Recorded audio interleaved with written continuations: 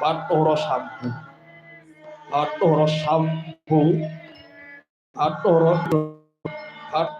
Prabgancana tuwin Bathara Wisnu. Bathara Brahma Anggarwa Dewi Sati Peputra Bathara Brahmana Brahmani Narici Brahma tuwin Nirodha Brahma. Bathara Brahmana Anggarwa Dewi Sriwuku Peputra Prabu Tritrusna. Prabu Tritrusna kelawan Dewi Widayat peputra Prabu Parikenan. Prabu Parikenan kelawan Dewi Brahmana Negi peputra Resi Manumayasa. Resi Manumayasa kelawan Dewi Kaniraras peputra Raden Kalingga inggih Bambang Seputrem. Bambang Seputrem kelawan Dewi Nilawati peputra Bambang Sakri.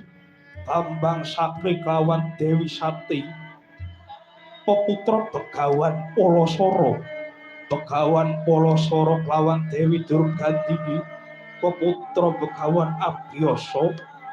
Begawan Abhyasa kelawan Dewi Ambalika peputra Prabu Pandhu Dewanata.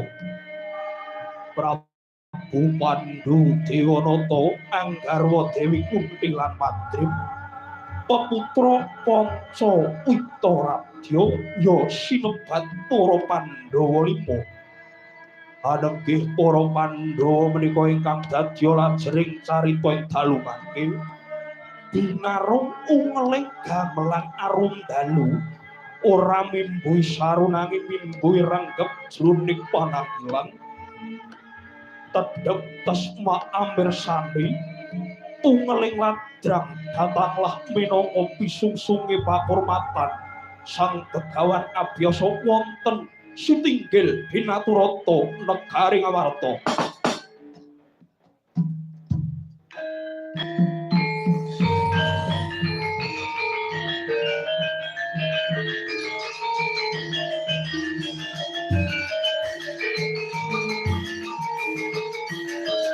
Manis renggo kusumaya kusumani